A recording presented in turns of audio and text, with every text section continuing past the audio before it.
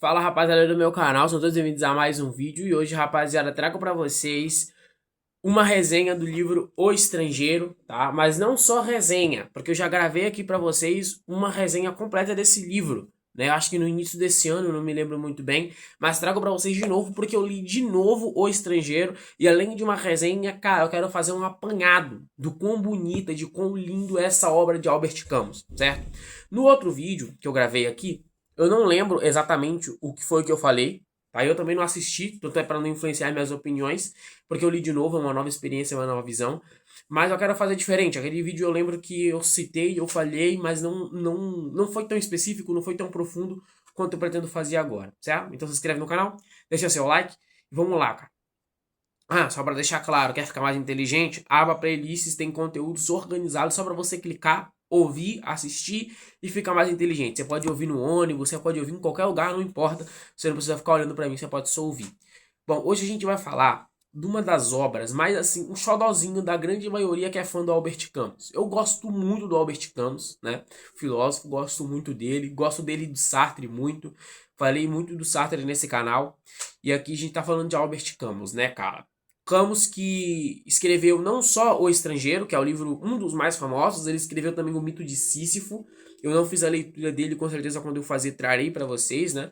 E ele escreveu outros como O Homem Revoltado, você vai ter o Diário do Albert Camus também, quando ele veio para o Brasil. Então ele escreveu vários livros, né? Mas esse livro aqui foi o diferencial de muita coisa de que ele escreveu.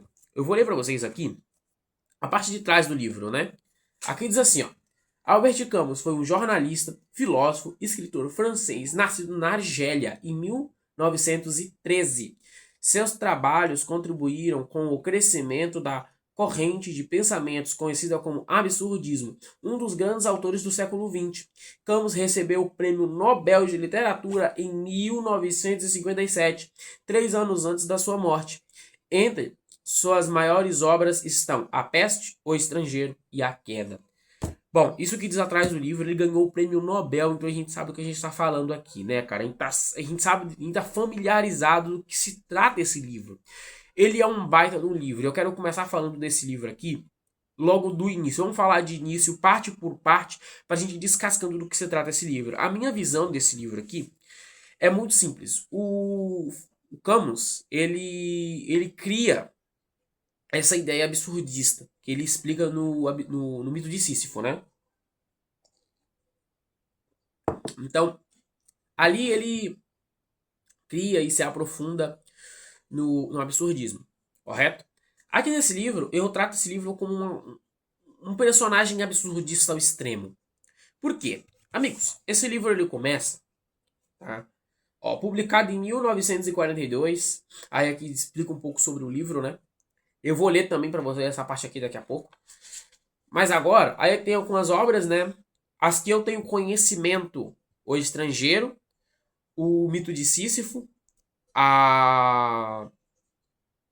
o Diário de Viagem e O Homem Revoltado, né? Eu tenho comigo O Homem Revoltado e O Mito de Sísifo. O Estrangeiro, esse livro aqui não é meu. Esse livro aqui ele é emprestado da biblioteca. Mas para vocês verem, né? Já é a terceira vez que eu leio esse livro. Bom, esse livro começa com uma das falas mais famosas, que viralizou TikTok e um monte de plataforma assim, cara.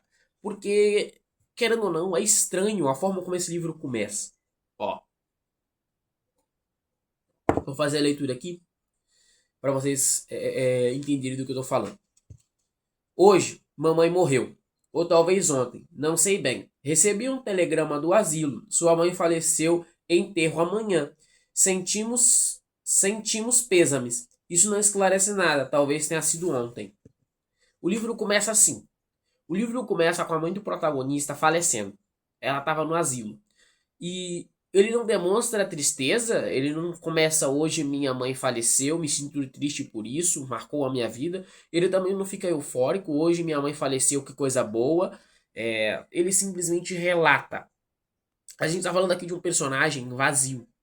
E quando eu digo vazio, eu não digo vazio no sentido bom ou no sentido ruim. Ele só é vazio. Só. Ele não tem definição própria. Eu não posso chegar aqui pra você e falar que o personagem de O Estrangeiro, ele é triste, depressivo. Ele não é triste e depressivo, porque ele não demonstra sentimentos o tempo todo. E isso é estranho, é muito estranho a forma como o Camus te leva na história nesse livro aqui, tá? E aí o que acontece? Mais pra frente aqui na obra, no capítulo 1, a gente vai ter o o protagonista, ele vai no enterro da própria mãe, né? Ele vai no enterro da própria mãe e ele fuma um cigarro, ele não chora, vale lembrar. Ele não chora, ele acaba fumando um cigarro no enterro da própria mãe. Eu acho que, se não me engano, ele toma café também. E isso para a sociedade como um todo vai pesar. Mais para frente na história vai pesar, né? E aí depois que ele faz isso, ele no dia seguinte ele faz algo muito fora da curva para a sociedade também. E que vai acabar julgando ele de novo. Porque no dia seguinte, o que ele faz? Ele se encontra com a namorada dele, a Marie, né? E que eu queria parabenizar o Camus aqui, né? Porque, meus amigos, pense numa história absurda. Porque a Marie, a namorada dele, é o oposto do que ele é. Enquanto o personagem principal ele é vazio, a Marie, pelo contrário, é completamente apaixonada por ele. Pelo menos dá a entender isso na grande maior parte do livro. Né? E ela queria muito se casar com ele. Então eles se encontram logo depois da morte, do falecimento da mãe do protagonista do livro. Eles tomam banho de mar, vão no cinema. Vale lembrar que toda a conexão que acontece entre os dois é puramente física. Tá? Não há uma conexão metafísica, não há algo que você possa lembrar. Por exemplo, quando você namora, geralmente as pessoas costumam trocar sentimentos por forma de objetos.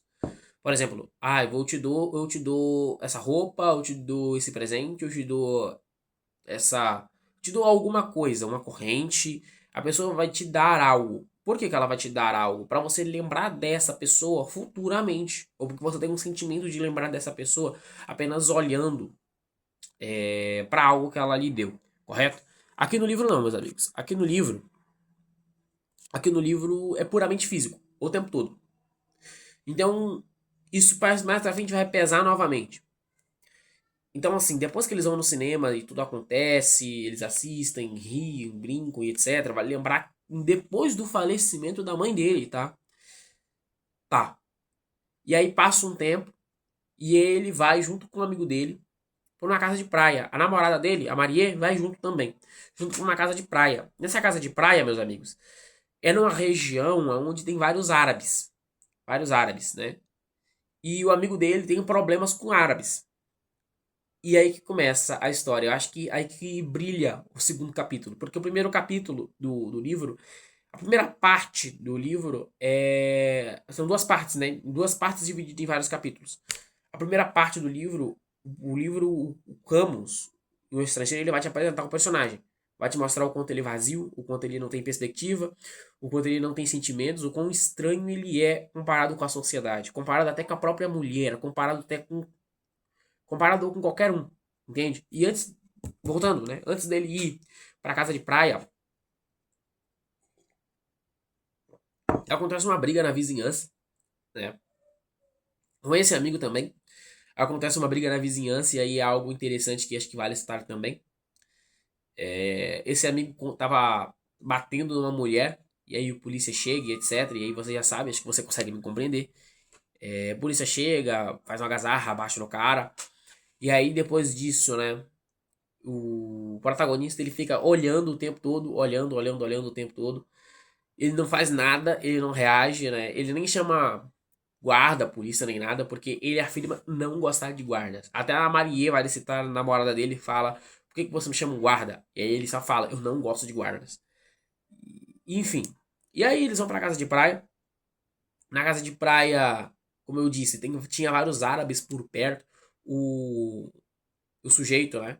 Que é o amigo dele, tinha problemas com árabes.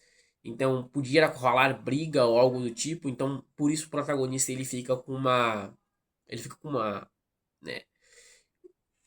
Assim como eu posso dizer, sem o YouTube quebrar comigo, com o meu canal e com o vídeo. Ele fica com porte, né? Ele fica com algo ali pra se defender, né? Acho que você me compreendeu, né? E ele fica ali e tal. E aí o sol, uma certa hora, ele tá ali no sol na praia e ele tá aqui e mais ou menos aqui, mais assim, numa distância grande, tem um árabe lá do outro lado. O protagonista ele não hesita, né, em atirar nesse árabe. E tá. Por quê? Você pergunta, puxa, ele ameaçou bater, ele puxou alguma coisa. Não, não, não. Simplesmente bateu uma luz na cara do nosso querido protagonista no estrangeiro. Bateu uma completa de uma luz que refletiu nele. E aí ele foi com certeza passar a mão assim e ele acabou levando o nosso colega árabe. E a gente nunca sabe quem foi o árabe, quem que ele era, quem que ele pertencia. A gente não sabe quem foi esse árabe. O livro no estrangeiro trata-se apenas de um árabe. Ele não tem nome, você não sabe de onde ele veio, o que, que ele ia fazer, você não sabe de nada. E aí ele, infelizmente, comete essa infelicidade, né?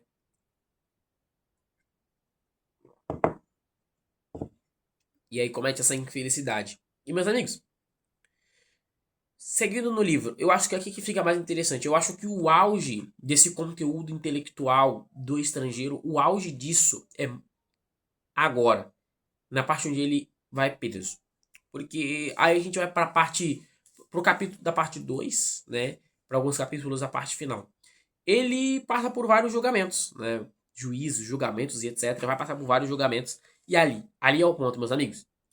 No julgamento acontece algo muito interessante. Porque ele tá ali porque ele faleceu um árabe.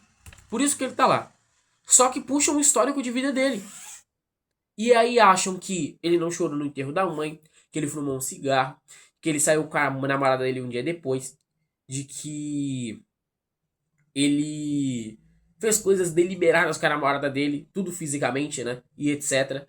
E cara, aqui que a gente pega o ponto, porque param de julgar ele por conta do crime, começam a julgar o protagonista por quem ele é, né? E começam a perguntar se ele acredita em Deus e o que ele fez, por que ele age assim. Só que ele não tem resposta. Ele não tem resposta porque ele é um ser humano vazio. E como eu falei, ele não é vazio no sentido ruim, no sentido bom. Não, não, não, ele só é vazio. É igual esse copo aqui, ó. Essa caneca aqui, muito bonita por sinal. Essa caneca aqui só é uma simples caneca. Hã? Se eu não tô aqui e essa caneca tá aqui, essa caneca é boa ou ela é ruim? Não importa, ela só é uma caneca. É exatamente o que esse cara é. E bom, ele não tem resposta e fica no interrogatório assim, vai e vem, né? Ele acaba sendo preso, fica numa célula ali. E amigos, quando ele fica nessa cela, a Marie vai visitar ele, né? A Marie visita ele uma vez. Uma vez. E meus amigos, é complicado, é estranho demais como o livro retrata essa parte, né? A Maria visita ele uma vez, certo? Tudo bem. E quando ela visita ele, né? Quando a Maria visita ele, tá tendo barulho e briga na cela do lado, então eles não têm lá aquele tempo pra ficarem juntos, nem nada do tipo. Vale citar também de que ela escrevia para ele perto do final do livro, ela para de escrever para ele, a forma como ele fala é vazia, só que eu lendo me sinto triste, parece abandono. E enfim, tem até uma página que eu vou mostrar para vocês, mais pra frente do livro, depois que ele briga por todo o julgamento, arranja confusão. Ele arranja confusão, cara, sendo bem sincero, ele arranja confusão porque ele é vazio, só por isso. E a sociedade não consegue compreendê-lo, né? Deixa eu ver se eu acho a página aqui, rapaziada. Achei. Achei. Achei a página. Bom, mas antes de eu ler essa página aqui, ler um trecho dela pra gente conseguir compreender, queria terminar de comentar, né? Perto do final do livro, ele, depois de passar por todo o julgamento, por todos os problemas, etc., ele fica lá, mofando, sozinho. E nisso ele pensa em várias coisas, né? Ele pensa na mãe dele, ele pensa em Marie, e esse é o ponto-chave. A Marie era tão apaixonada por ele, queria tanto casar com ele, ele sempre tratou como nada. Esse vídeo se resume como nada. Se alguém te perguntar referente a esse livro sobre o protagonista, você tem total direito de falar nada. Ele é um nada, simples assim. Fazendo até um paralelo, comemora as póstulas de Brás Cubas de Machado de Assis. Se eu fazer um paralelo entre aquele livro e esse livro aqui, eu posso dizer que eles são parecidos um pouco, né? A única diferença é que em Memórias Póstumas de Brás Cubas, o Brás Cubas, ele reconhece a sua própria miséria. Aqui não.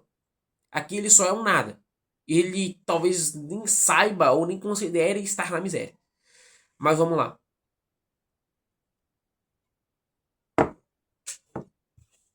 Bom, que diz assim: foi um momento assim que mais uma vez me recusei a receber o cafetão. O capetão, perdão. O capetão seria um padre ou alguma coisa do tipo. Ele estava preso aqui, vale lembrar, tá?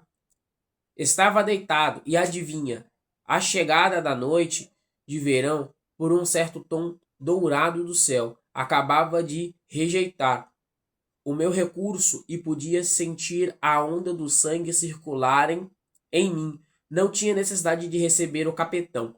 Pela primeira vez em muito tempo pensei em Marie. Havia muitos dias que não me escrevia mais.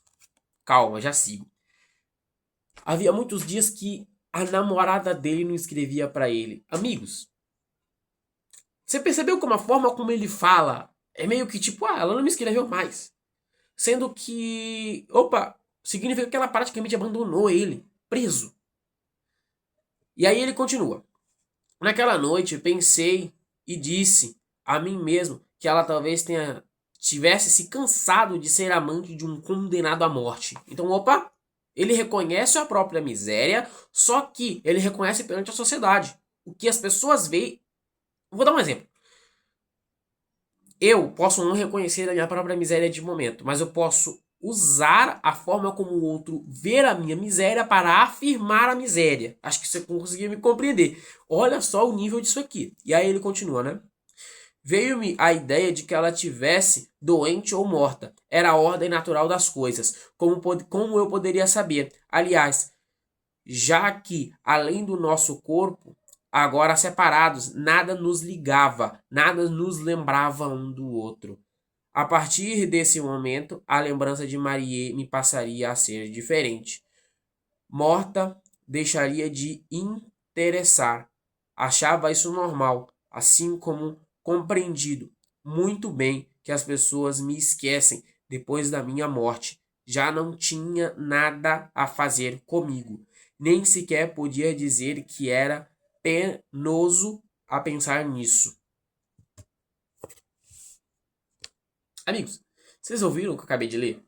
Eu acho que assim, a forma como o Camus descreveu isso, esse momento, essa parte, essa profundidade e o nível disso aqui, eu não tenho palavras para descrever a perfeição que é isso aqui. Não tem.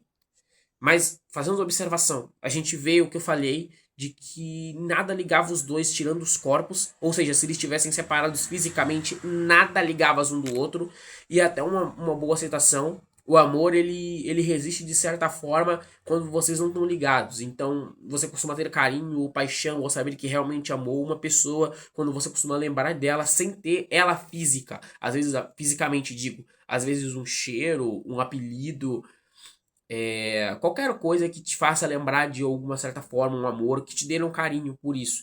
Coisa que o protagonista não tinha. E aí a gente vê também de que ele diz que talvez ela estivesse morta, né? Ou tivesse se casado com outra pessoa. E ele diz que é a seleção natural das coisas. É clichê, mas é real. Eu acho que eu não posso tirar as palavras de que o próprio Camus escreveu. Não posso chegar aqui e falar isso. Realmente é o nível, é a visão. Eu acho que realmente é o nível de seleção das coisas. A vida ela segue, independente das coisas que acontecem com você, se você tá vivo ou não.